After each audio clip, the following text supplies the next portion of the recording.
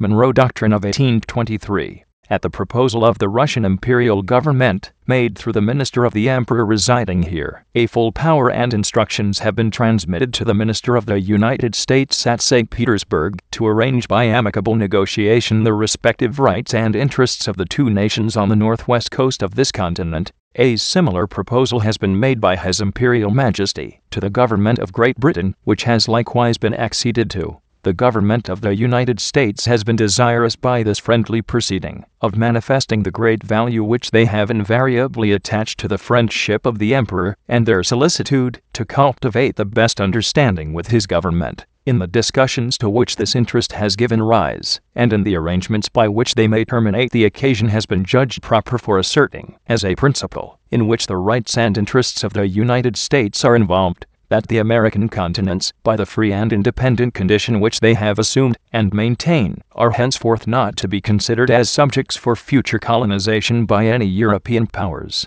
It was stated at the commencement of the last session that a great effort was then making in Spain and Portugal to improve the condition of the people of those countries, and that it appeared to be conducted with extraordinary moderation. It need scarcely be remarked that the results have been so far very different from what was then anticipated. Of events in that quarter of the globe with which we have so much intercourse, and from which we derive our origin, we have always been anxious and interested spectators. The citizens of the United States cherish sentiments the most friendly in favor of the liberty and happiness of their fellow men on that side of the Atlantic. In the wars of the European powers in matters relating to themselves we have never taken any part, nor does it comport with our policy to do so. It is only when our rights are invaded, or seriously menaced, that we resent injuries, or make preparation for our defense. With the movements in this hemisphere we are of necessity more immediately connected, and by causes which must be obvious to all enlightened and impartial observers.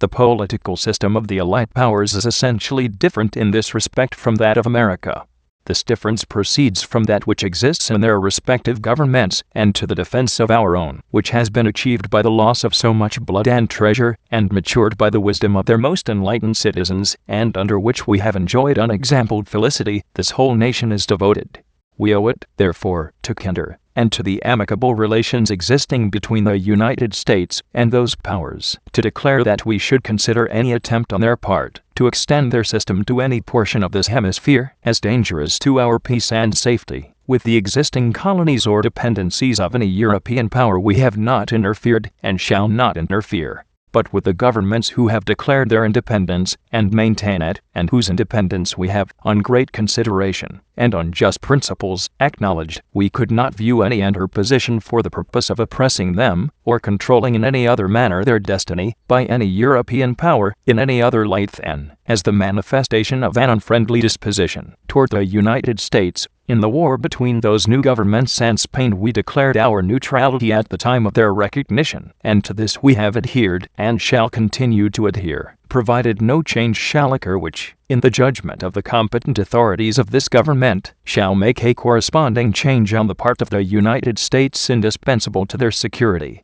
The late events in Spain and Portugal show that Europe is still unsettled. Of this important fact no stronger proof can be adduced than that the Allied powers should have thought it proper,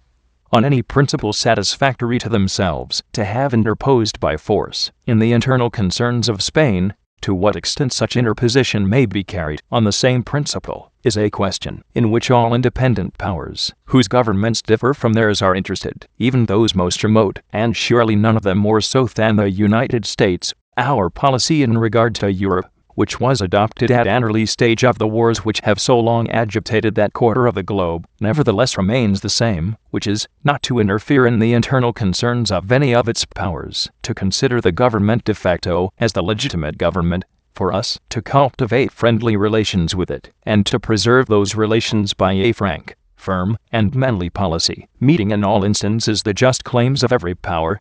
submitting to injuries from none. But in regard to those continents circumstances are eminently and conspicuously different. It is impossible that the Allied powers should extend their political system to any portion of either continent without endangering our peace and happiness, nor can anyone believe that our southern brethren, if left to themselves, would adopt it of their own accord. It is equally impossible, therefore, that we should behold such interposition in any form with indifference. If we look to the comparative strength and resources of Spain and those new governments and their distance from each other, it must be obvious that she can never subdue them. It is still the true policy of the United States to leave the parties to themselves, in hope that other powers will pursue the same course.